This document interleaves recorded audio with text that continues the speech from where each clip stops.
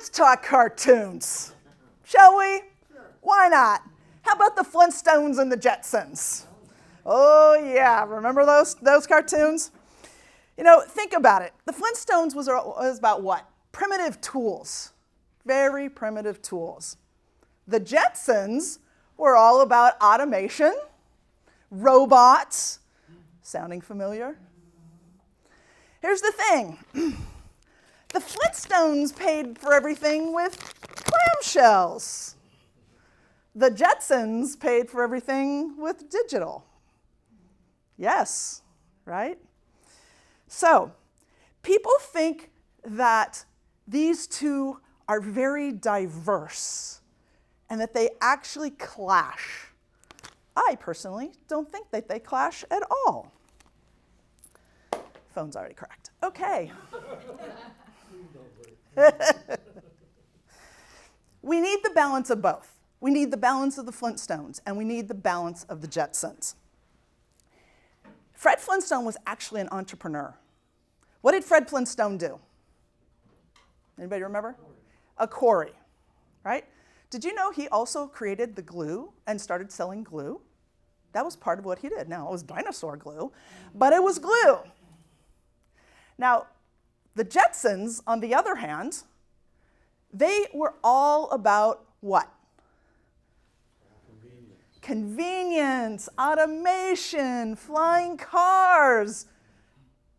How many people know that there's actually flying cars? Yes, there are, right? Today, people are actually testing flying cars, right? So the reason I say they both go together is because we need to adapt in our environment today to both worlds. We have to have the primitive. We have to have the technology, that digital era. And when I'm talking about that, think about, right now everybody's going, yes, but she's going to talk to us about digital products and automation, and now I'm losing that human touch. Quite the opposite.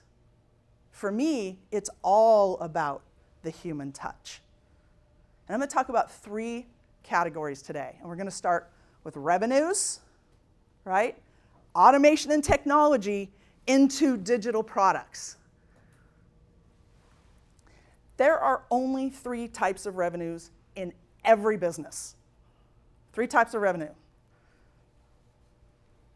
Foundation, leverage, and scalable. That's it. Every decision you make when it comes to any topic that was covered today, think about it in those 3 categories of how you're working those revenue models. Foundational revenue. That's your core business. Everybody here has a core business, right? Some of you offer 3 packages. Some may have a package with a product. That's your core business. That's what you are running your business off of. You're generating it because it's you, and you're usually in the room. Now, I say usually because we have to use room lightly nowadays. You may be in your home at your dining room table, and they may be in home at their dining room table, but we're all virtually in the same room. Consulting service, personal service. Fitness coaches are now, right? Even in these virtual rooms. But does not matter. These are your core products. Now, typically, 3 is the perfect number. We have the low end, we have that middle, and we have the high end. And what typically happens is people are forced to buy that middle. The thing is it used to be something we used to kind of play in the marketing world. So you have to kind of watch how you're creating those foundational revenue opportunities. Leverage revenue. This is what we're hearing all the time. Leverage your revenue. Make sure you're leveraging everything you're doing. This is when we're starting to talk about digital products, moving into the digital world. You have your assets. You have your books. You have your workshops. Those are your assets. How are you taking those and creating digital products? How many in the room have been overwhelmed with the amount of information that's coming at you like it's flying by. You have to have a digital product. You have to have an e-learning course. That's what we hear. I'm going to be quite the counterintuitive person and say, maybe you don't. Maybe you actually don't need that product because it depends on your revenue model. You may just want to stay selling your foundational work. You may not. But if you're going to do a digital product, it's about helping your sales cycle. Where are you leveraging it? We're not talking about the people you see who are building digital businesses, digital product businesses, all right? These are not like digital assets like we've heard about today from a marketing perspective. These are actually, and people will say, you've got to go out there and you're going to sell millions. That is not our core business in the room. Our core business is what you're doing. You're taking a digital product and scaling your business because you're adding something to what? To get them to, we've heard this today, I think, a few times. Know, like, and trust, right? And then you're selling up into another type of foundational revenue stream.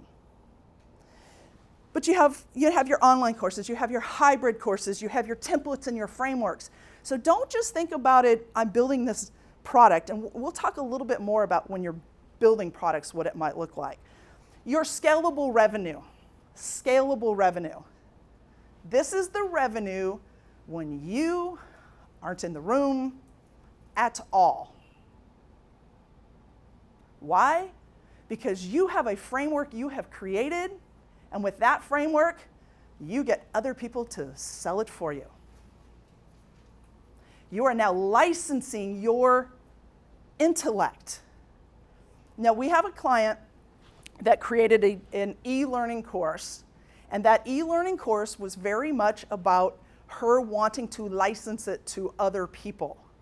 And so what she did is she created the course, she shared it with another company, they paid her $3,000 to use it for a year, but she split 50-50 every time they sold it.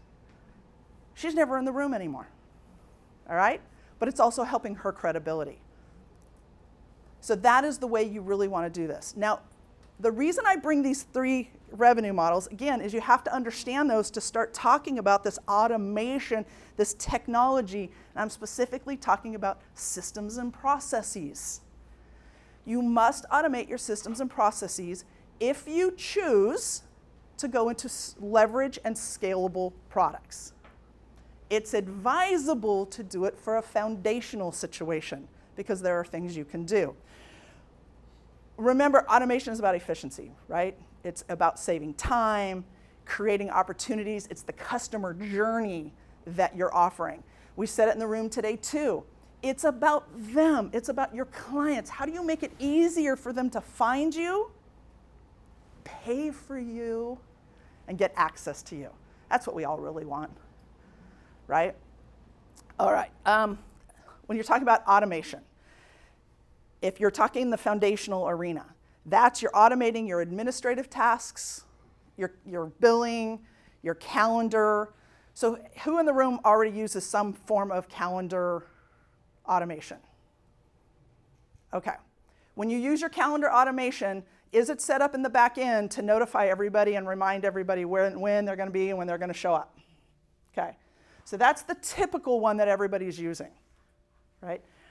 But you can actually automate from a customer journey relationship, if you're a coach or a consultant, that process that makes it easier for them to have access to you. That doesn't mean you're not in the room. That just means that all your information is handed out to them for the first coaching session. They get to do pre-work. That means you can follow up with them automatically. That means you can do motivational touch points with them. And now with all the opportunity that's out there with other digital platforms, it's really easy to just do a quick video and send them a video. Hope you're doing good. If you have any questions, make sure you contact us. So it's keeping that human touch. If you're looking at automation when it comes to your leverage revenue, of course you're going to automate. If you have an e-learning course, you want to automate, obviously, that piece of it. But it's also your follow-up on your emails. It's your funnels that we talked about. You're near your 3 emails or your 5 emails or your 7 email series of funnels. You want to, people expect to have access quickly to you. So that's why you want to make sure you're giving them all your information very, very quickly. It's also driven by your client, all right? So it's industry, what industry you're in, who are your clients. This doesn't work if you don't know who your clients are. Now, what we actually ended up doing is when we were producing digital products, so we produce e-learning courses.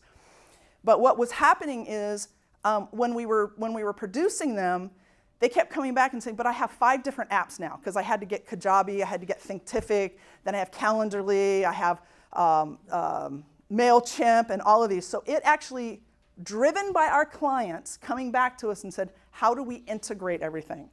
So because our clients came to us, we said, we need to fix this. So we actually have our own technology platform called KMS Powered that actually puts everything together in one platform. So you get rid of all these others because we wanted businesses to create their client journey more than anything. So that's kind of how we came to being in the, I've been in the tech space ever since I was actually responsible for opening one of Kaiser's hospitals, which was one of the first brand new hospitals from the time the shovel went into the ground until the time they took their first patient. It was one of the first hospitals that had much of the technology you see in hospitals now, from monitors and very remote kind of opportunities. So technology has always been in my soul, so it was very helpful.